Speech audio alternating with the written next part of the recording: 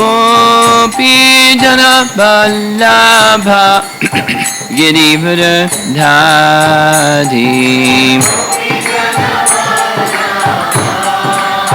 Girivara Dhari Jasodanandana Braja Janaranjana Jasodanandana Braja Janaranjana Jamuna Tira Vanachadi Jamuna Tira Vanachadi Jaya Radha Madhava Kunja Bihari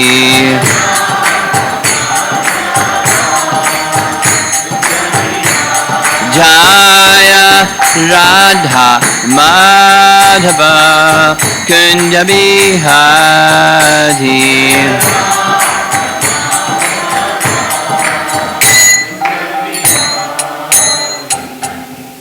Jaya Vishnupad Paramahamsa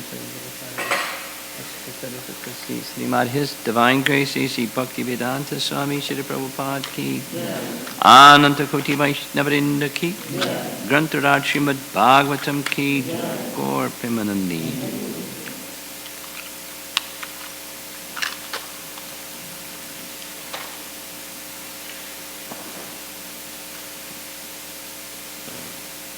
This morning we're going to discuss the first set of verses from chapter 24.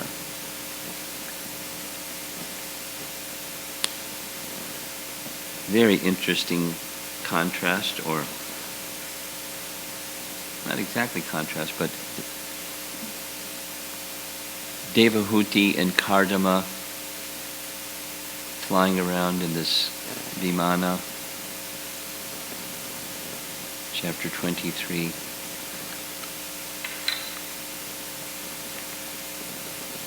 For 100 years.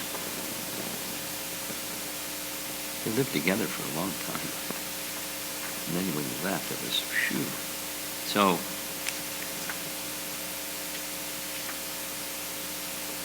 after some time, because they were like one another, they both had a similar desire for their pure devotees with parental affection to have the personality of Godhead as their son.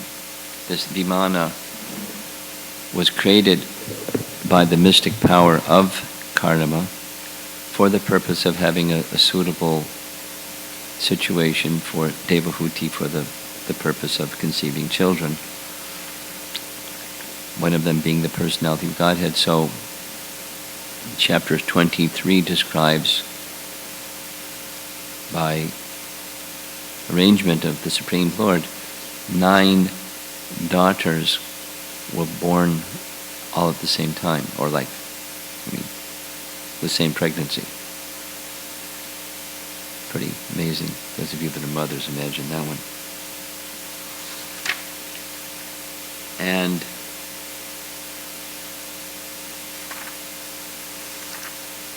she then starts lamenting. So I'll read a little bit from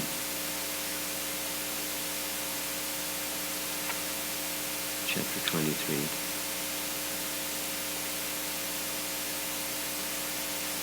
She's understanding that Kardama, now that she's pregnant with the personality of Godhead, Kapila,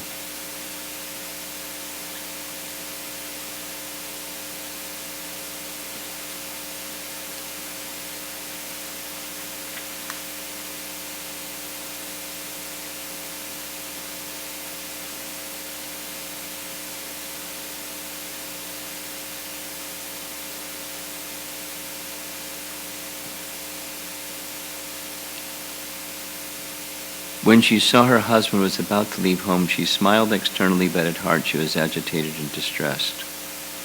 She stood and scratched the ground with her foot,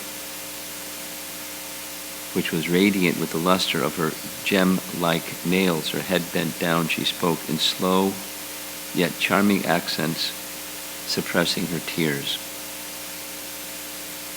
Sri Devahuti said, "My Lord, you have fulfilled all the promises you gave me.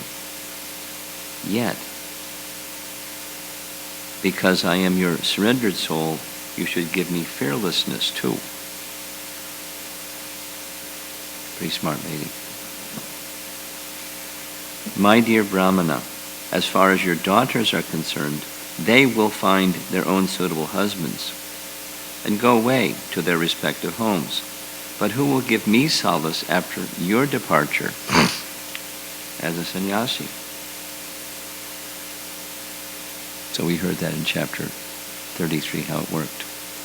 Until now, we have simply wasted so much of our time in sense gratification. I mean, tens of thousands of years of intense austerity.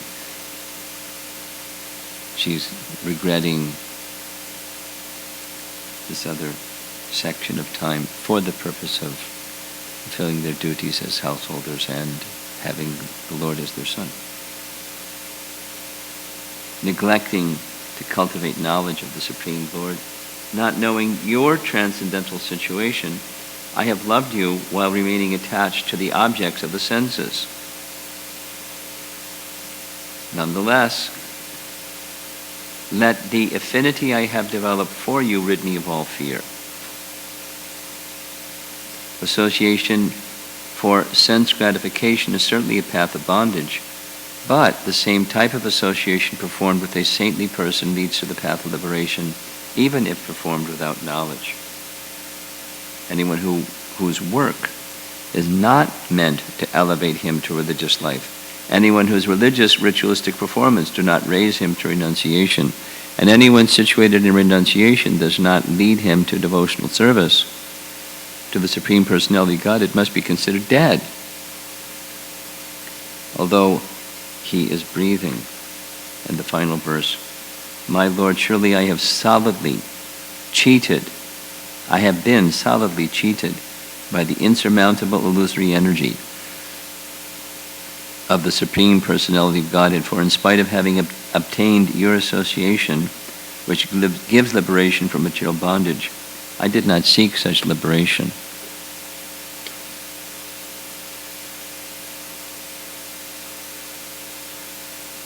There's an interesting section in Srimad Bhagavatam where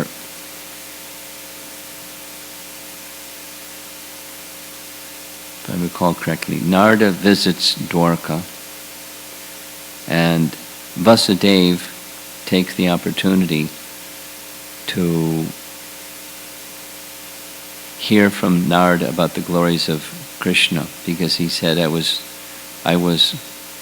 here she's lamenting, I didn't seek liberation. I was so much absorbed in liberation, I didn't take the time or trouble to hear from you on the glories of the Personality of Godhead, who appeared as my son. So could you describe his glories? On the theme of acceptance and progress, it seems unending that the introspective devotee, there's Vasudeva, and here's Devahuti feeling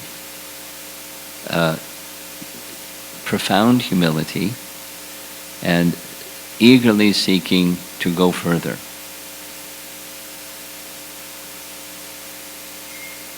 And one might say, well, gee, she's not attached to sense gratification,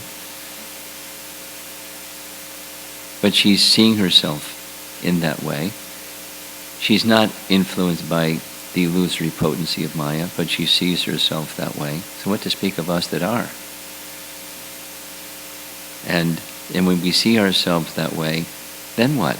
We could lament, or we could just business as usual, or we could strive to go another step. And what's another doable step? On both sides, the affinity for matter side and the attachment to the personality Godhead side. Diminish over here and increase over there. And through descending mercy, it becomes possible, and that's what she's asking for. Please bestow upon me fearlessness. This item of fear is directly connected to attachment to the temporary. I mentioned this yesterday. Same context is different, but the same message. Bhagavatam's message is consistent. Bhayam dutiyam abhinivesha taksyat. Through absorption in things that are seen as not connected with Krishna, because everything is connected with Krishna.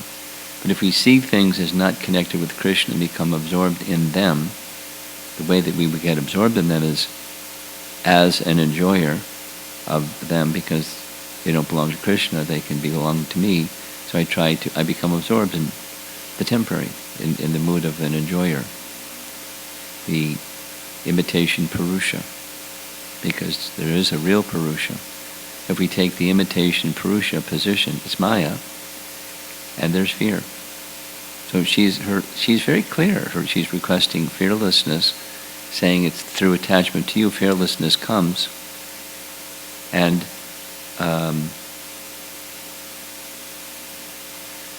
now this is another angle of appreciation, is aside from her natural quality of humility and wishing to go further, progress. She has we're seeing that this exchange between a perfected soul and another perfected soul as husband and wife. Very instructive, very, very interesting and very instructive. So, how does she feel and how does she speak, and the mood in which she speaks, and then now the beginning of 24 is her husband. Now, her husband is an amazing personality, pure devotee, incredible mystic, and of the nature of a parental affection kind of person, as is Devahuti. Again, going back to prior to their marriage, Lord Vishnu said, you two are of like quality, and they're of like quality. Still of like quality, Kardama is uniquely capable of giving shelter to Devahuti when she's requesting it. So he pacifies her in the following way. Recalling the words of Vishnu, the merciful sage Kardama replied as follows to Swayambhuva praiseworthy daughter, Devahuti, who was speaking words full of renunciation. Now, she's speaking words of humility. And when there's humility, then naturally, like with knowledge, there's some detachment from the temporary, or at least aspiring for detachment from the temporary. The sage said, do not be disappointed with yourself, O princess. Now, she's not a princess anymore. She's the wife of Kardama Muni. But he's reminding her of her quality, her ancestry, and her, praiseworthy quality, princess. You are actually praiseworthy. The infallible Supreme Personality of God will shortly enter your womb as your son. Purport: Kardama Muni encouraged his wife not to be sorry, thinking herself unfortunate, because the Supreme Personality of Godhead, by his incarnation, was going to come from her body. Text 3. You have undertaken sacred vows. God will bless you.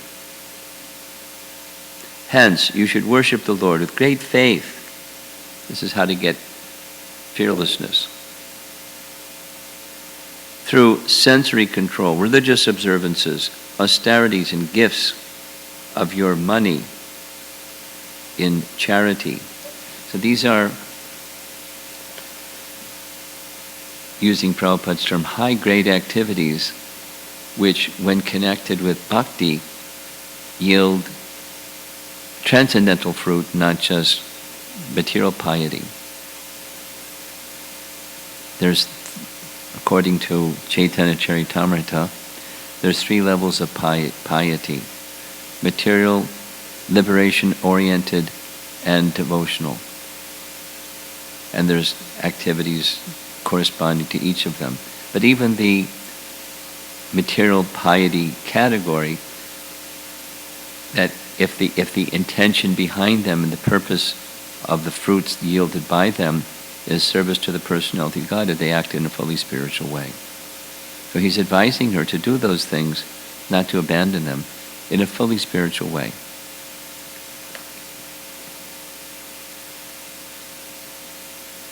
Purport: in order to spiritually advance or to achieve the mercy of the Lord, comma, like those are synonymous,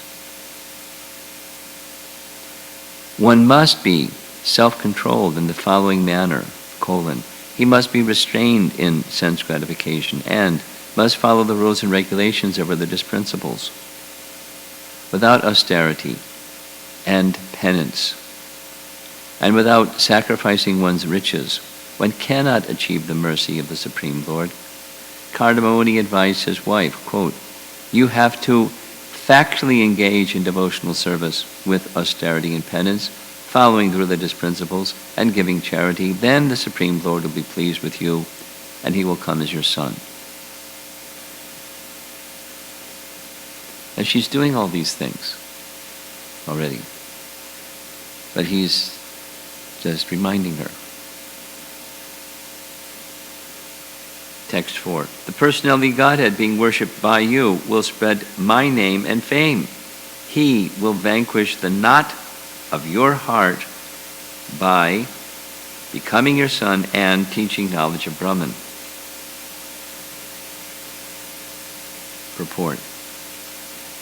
When the Supreme Personality of Godhead comes to disseminate spiritual knowledge for the benefit of all people, he generally descends as the son of a devotee, being pleased by the devotee's devotional service. The Supreme Personality of Godhead is the father of everyone. No one, therefore, is his father, but by his inconceivable energy accepts some of the devotees as his parents and descendants.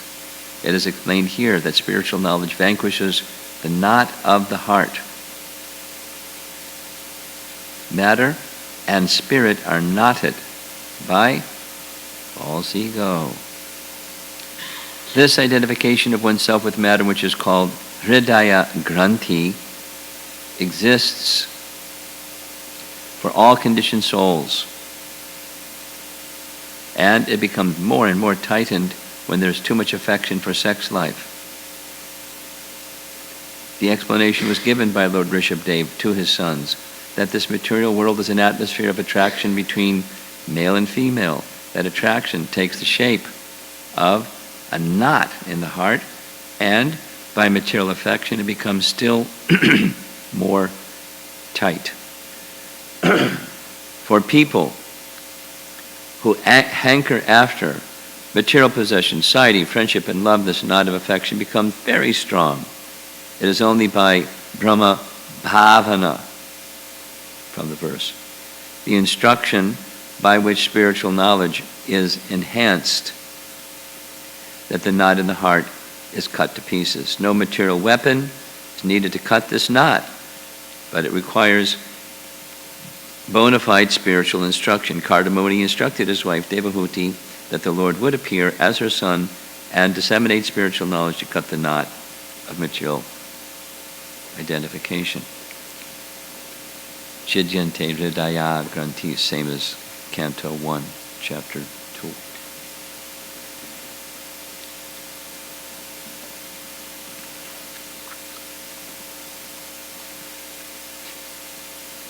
The source of bondage is the soul's identification with themselves as A and B, separate from Krishna. B, the enjoyer of Krishna's property. With that spirit, living entity comes to the material world and becomes enveloped in false ego. And then from false ego, the rest of the package, the subtle and gross body. That according to guna and karma, it mutates from time to time, as through passage of time in different species of life, from one lifetime to the next lifetime. So we can blame false ego, but we are awarded false ego because of rebellious spirit. So the cure is to reduce that rebellious spirit, eventually eliminate the rebellious spirit by association with those who have the capacity to make available spiritual sound vibration. That's the medium of Hridaya Granthis, this knowledge. Knowledge not in the sense of information, but knowledge in the sense of the power of spiritual reality coming to us through sound.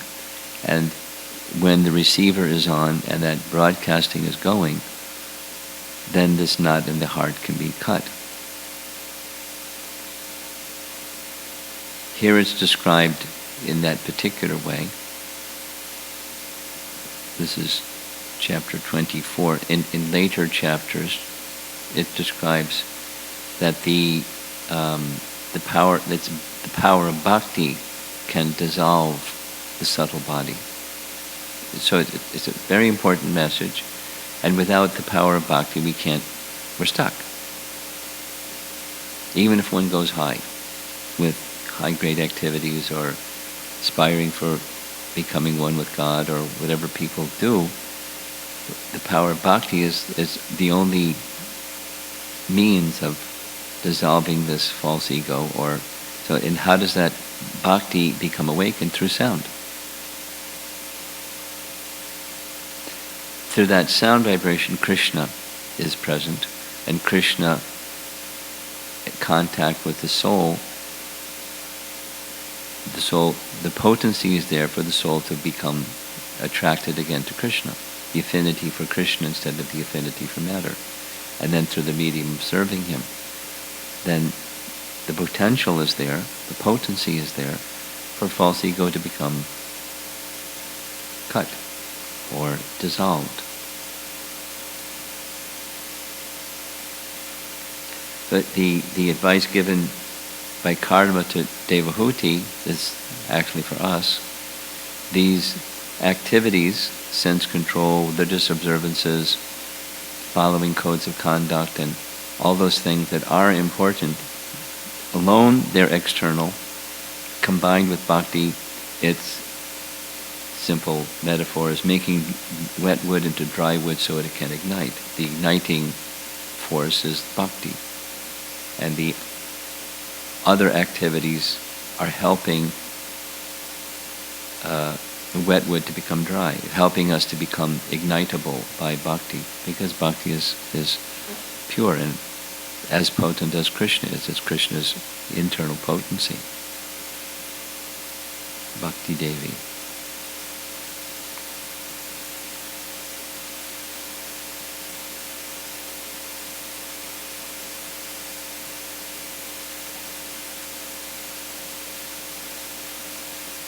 Kardama's position is really wonderful.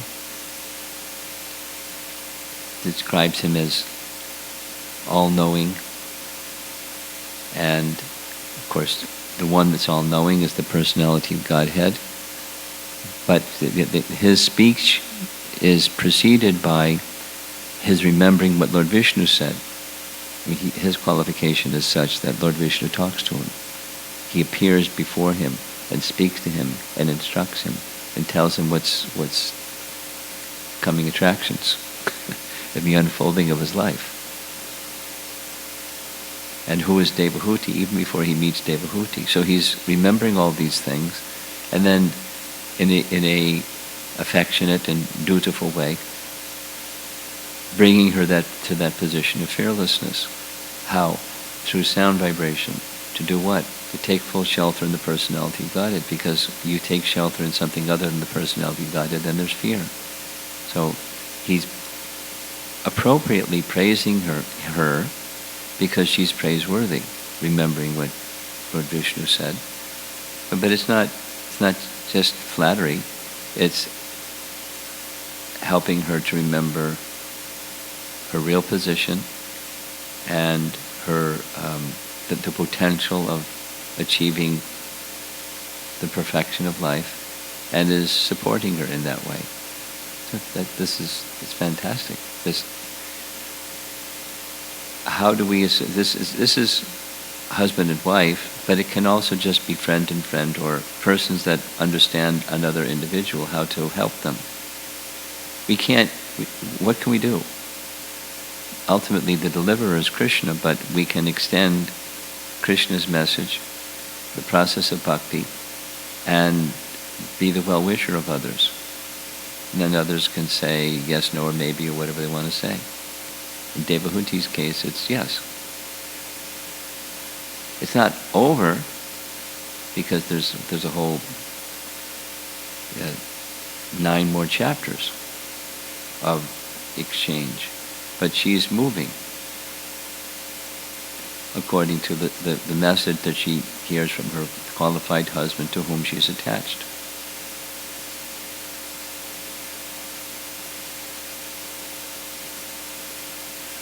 And she comes to the stage of perfection that we heard from this chapter 33. And so, as I mentioned the other day, we're hearing all of this in slow motion, meaning step by step by step. And as in some cases, it's, all the steps are missed. It just says, and then, they went back to Godhead. Pure devotion awakened within their heart, and they went to Krishna. It's how that process of going back to Godhead works through the association of qualified persons and our taking up our activities in a prescribed manner, step by step, we're seeing it. And as well as her introspection, her humility, specifically speaks of her renunciation, although feeling the opposite, which is her humility.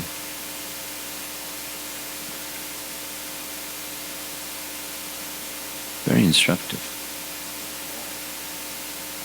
I like Srimad Bhagavatam. Any comments or questions?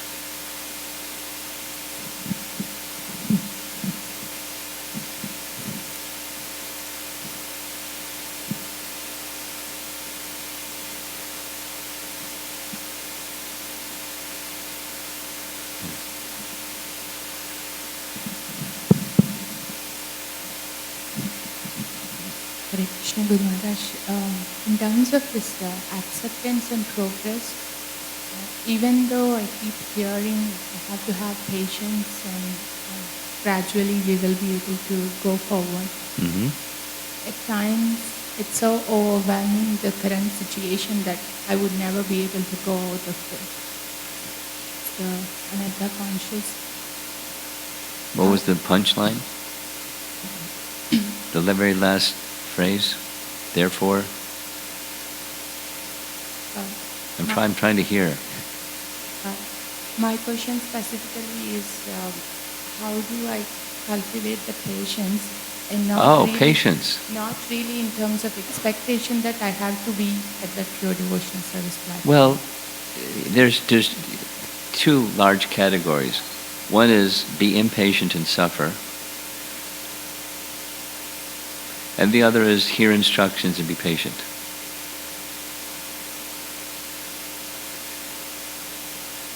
It's easy to choose that one, and otherwise we suffer. So, and we don't like to suffer, so go over to the hear instructions. And one of the things that helps with being patient is confidence in the process. Dhairyat. The process moves the living entity mercifully, and how swiftly that movement goes is not in my hand, but I have full confidence in the process. Just stay close to the process, and according to Krishna's indication, I'll move. So the expectation should just change the channel to the expectation is Krishna's kind. With faith that the process is effective, it works, then I just stay faithful to the process and await Krishna's mercy. You can be eager for Krishna's mercy, but you wait for Krishna's mercy. And it comes however he wants to deliver it, at whatever time he wants to deliver it. So the expectation side, just move it to Krishna's kind, and with faith in the bhakti process, I'll become elevated, benefited, for sure. With faith in the process. And knowing that the nature of Krishna is he's kind. The other is this, it's passion. It's fruitive. And, passion is there in all conditioned souls, and we want results, and especially, modern times, we want results instantaneously or very quickly. But things that we didn't get into this material condition quickly. We're not going to get out of the material condition quickly. It's going to take cultivation. And cultivation specifically of our relationship with Krishna. So invest in the relationship with Krishna part, not in the results part. Invest in bhakti, not in passion.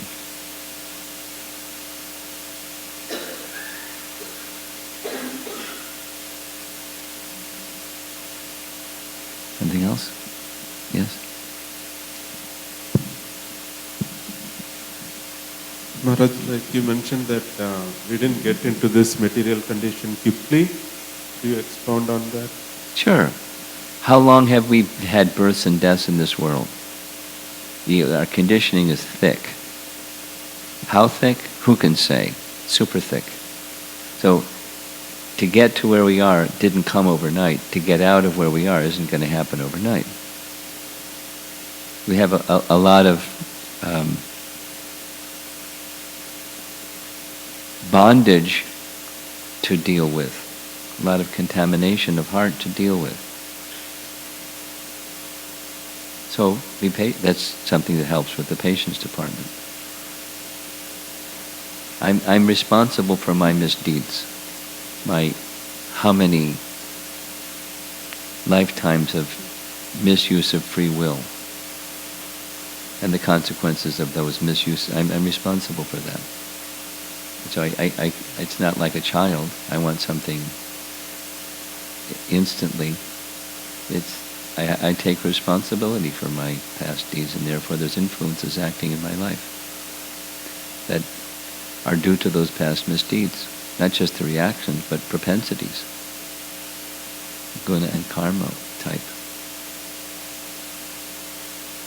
So we tolerate and continue with the bhakti process. Yeah. Maharaj. Yeah. Like, my thinking is like we turned our back on Krishna and then we fell down. That You was, do what? we turned our back on Krishna, We turned our back on Krishna. Krishna in the spiritual world, and then the soul has taken birth here. So that is like appearing to be very short term, very instantaneous. Well, that's incorrect. It's not short term. Not short term.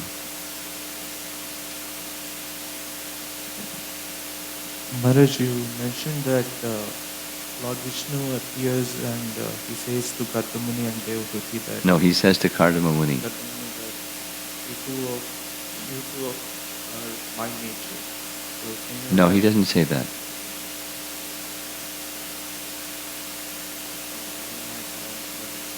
Yeah, I think you did. What he said is, Kardama Muni's in the forest, undergoing austerities so that he can fulfill the instruction of his father, Lord Brahma, to produce qualified praja to help fill up the universe. That's what he has, a prajapati. So, obedient to his father, he goes to the forest. And he's a qualified pure devotee who desires not just to have children, but to have Lord Vishnu as his son. Pretty amazing. And so Lord Vishnu appears after some austerities and dhyan yoga. Lord Vishnu appears before him. Kardama is overwhelmed, pays obeisances, sees the Supreme Lord, offers prayers. Lord Vishnu says, this is the part, just Kardama in the forest. You've satisfied me very much. I know your heart. You desire me as your son, I will become your son. To have me as your son, you require a qualified wife. Devahuti will come here with her father in a few days. She's as qualified as you are. She'll be a suitable wife for you. So just say yes.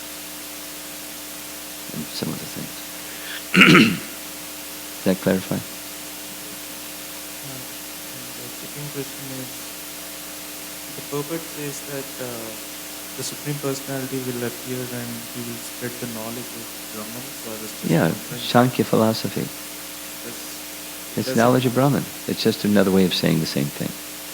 It's a particular way of knowledge of transcendence. Knowledge of Brahman. Knowledge of perfection. It's not, don't get stuck, please. Don't get stuck, please. It's, when you give knowledge of Brahman, you say what Brahman is, it's part of Sankhya. It's knowledge of transcendence, the spiritual realm, in a broad sense. Don't get stuck. He's teaching pure devotional service. To understand pure devotional service, you have to just see the distinction between matter and spirit, which is what Sankhya is. Don't get stuck. Okay. Okay. Srila Prabhupada ki jai.